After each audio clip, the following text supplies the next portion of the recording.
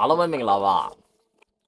ဒီမှာပြောရတဲ့စကားလုံးလေးကိုကျွန်တော်တို့အတူလေးလာကြည့်ရအောင်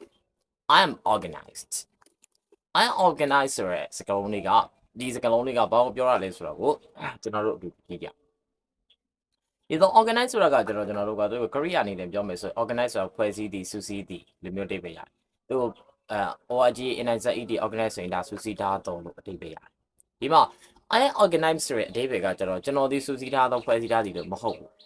သူရဲ့အဓိပ္ပာယ်ကဘာကိုပြောချင်တာလဲဆိုရင်ကျွန်တော်က I organize ဆိုရင်ကျွန်တော်ဒီစနစ်တကျရှိတယ်စီးစနစ်ရှိတယ်အလုပ်တဲ့အခါကျရင်ကျွန်တော်တို့က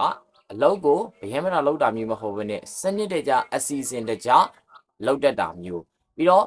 လုပ်ရမယ့်အရာတွေကိုစရင်လုပ်ထားတဲ့ပုံစံမျိုးစနစ်တကျလုပ်တဲ့အစီအစဉ်တကျလုပ်တတ်တဲ့ပုံစံမျိုးကိုဆိုလိုပါတယ်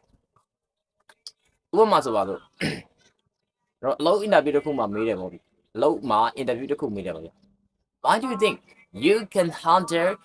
multiple tasks efficiently မင်းဘာဖြစ်လို့အလုပ်တွေအများကြီးကိုထိထိရောက်ရောက်ကင်တွယ်နိုင်တယ်လို့မင်းထင်တာလဲနော်အလုပ်တွေအများကြီးကိုမင်းကင်တွယ်နိုင်မယ်လို့မင်းဘာကြောင့်ထင်တာလဲသူကအလုပ် interview တစ်ခုမှာမေးလိုက်တယ် I'm organized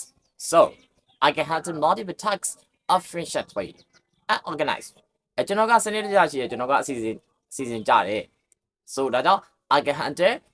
multiple tasks efficiently ဒါကြောင့်ကျွန်တော်ကအလုပ်တွေအများကြီးကိုထိထိရောက်ရောက်ကိုင်တွယ်နိုင်တယ်အဲ့တော့ကျွန်တော်ဒီစနစ်တကျရှိတယ်ပြောပြောနောက်တစ်ခု I'm organized I always keeps up to the list ကျွန်တော်ကစနစ်တကျရှိတယ် I always keeps up to the list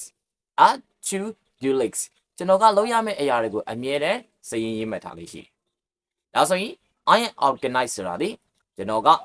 ဒီသို့မဟုတ်ကျွန်မဒီပေါ့စနစ်တကျရှိတယ်အလုပ်လုပ်တဲ့ခါမှာစီစနစ်တကျရှိတယ်လုပ်ရမယ့်အရာတွေကိုတည်တည်ချာချာစာရင်းပြုစုထားလေးရှိတယ်လို့အဓိပ္ပာယ်ရပါတယ်အားလုံးကိုကျေးဇူးတင်ပါတယ်